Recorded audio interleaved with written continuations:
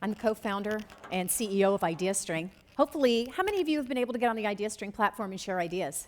Good. Hopefully, you'll be able to do some more of that today. And in fact, we're going to be leaving it open for another week.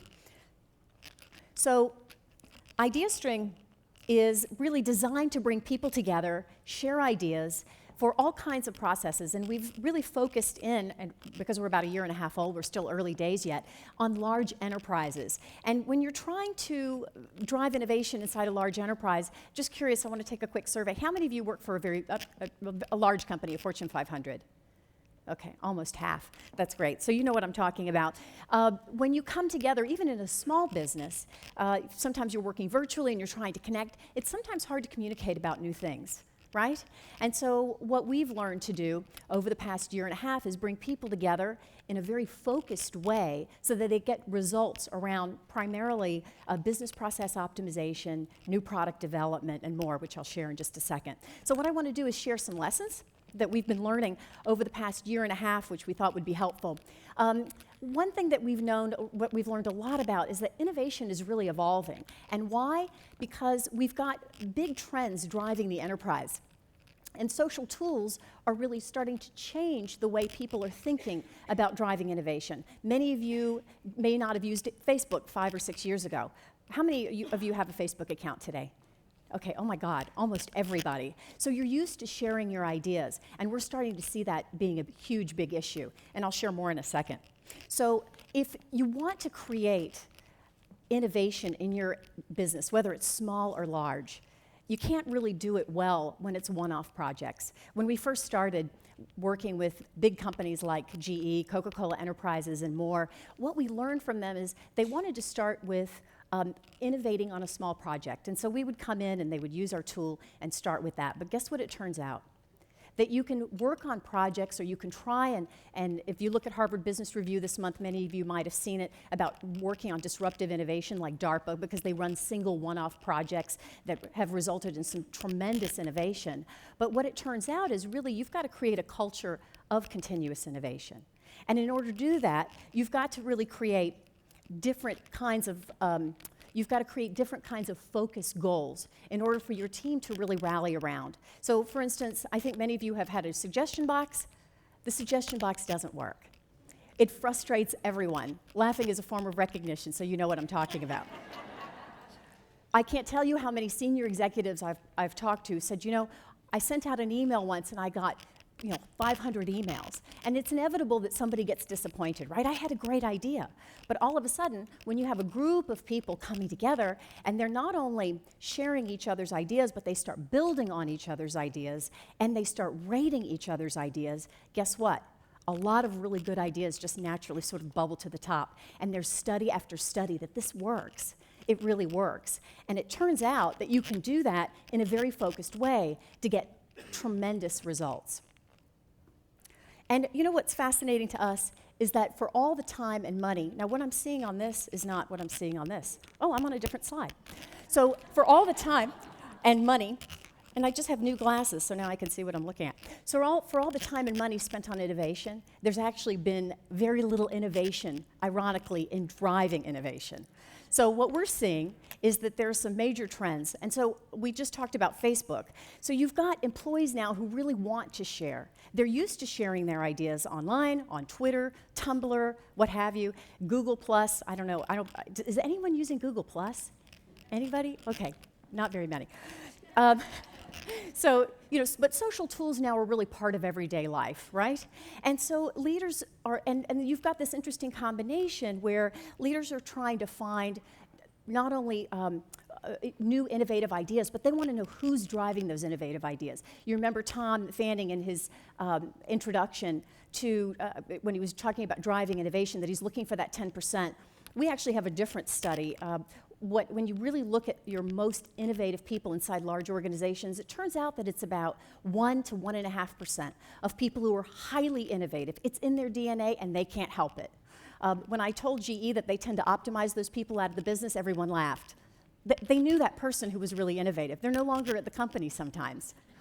Well, that's in any business, right? Because what happens is that a lot of the people who are really innovative tend to be politically incorrect. They sometimes say the wrong thing at the wrong time because they've got to get their idea out there.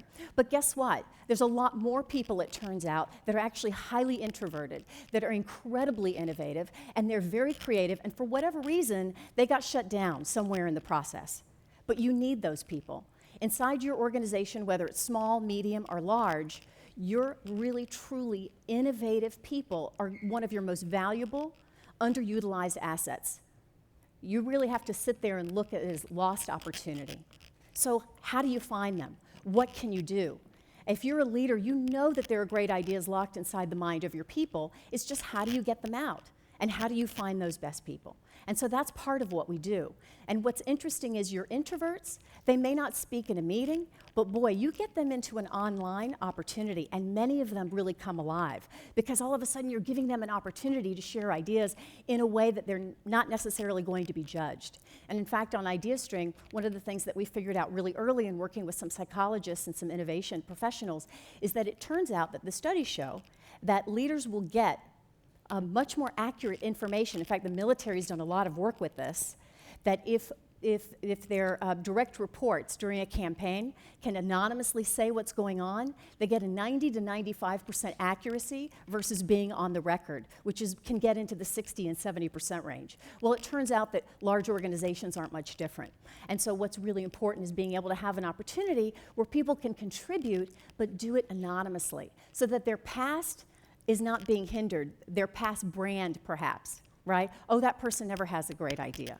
Well, maybe they do. So there's opportunities to really have the idea stand on its own merit. And so when you bring a lot of people together, you can use these kinds of techniques, which have been really helpful. And we've noticed almost a 60% lift in participation when you can have opportunities for people to be anonymous. So something for you to think about on your next ideation. And you know, all your team members have ideas, and as a leader or even as a participant, you might say, well, why aren't people sharing them now? Well, we already know that the process of the suggestion box doesn't work. That's one, and most people have that experience, unless you're spending a lot of time and money looking and filtering on those ideas. But your average employees, based on all the studies that are out there, think that their company doesn't care, doesn't listen, or just simply doesn't have a way to take that idea and do anything with it. Or the worst is, why should I? What's in it for me? Well, it turns out that the number one reason why people in your company are going to share their idea, and by the way, they're hungry to do it, is social recognition. It's not money. Even if you have a small business, you might think, well, I don't really have the money to be able to put together something, an ideation like this, because of what I'm going to have to do to give rewards. Well, guess what? It's not a lot. It's great on social recognition, and it's building trust, and make sure you acknowledge what you're doing. We've made, one of the things, we've had some partners that have made some mistakes in terms of not having social recognition soon enough after you have an event. If you ask, even in an informal way, for a lot of ideas, and you end up using one of those ideas, a lesson learned, always recognize your innovators, because it creates more excitement and more enthusiasm. So, as you start thinking about building more of an innovation culture, the biggest thing you can do is create a level of accountability for your team and keep them accountable for driving innovation. Because if you don't have a culture of continuous innovation, you're always going to be on this one-off project, and you want everybody as part of the mix. And making sure that they're engaged and using social recognition to focus in on and recognize your best contributors, because guess what? What we found is that each event that we do inside large companies, they get bigger, they get better, because people realize that they're being rewarded, they're being recognized, and the ideas are really going somewhere and doing something. And that's part of the joy of the human spirit, right? We're natural creators. We want to share our great ideas. And it turns out that when you get a large group of people, even a small group, even 50, you can do this.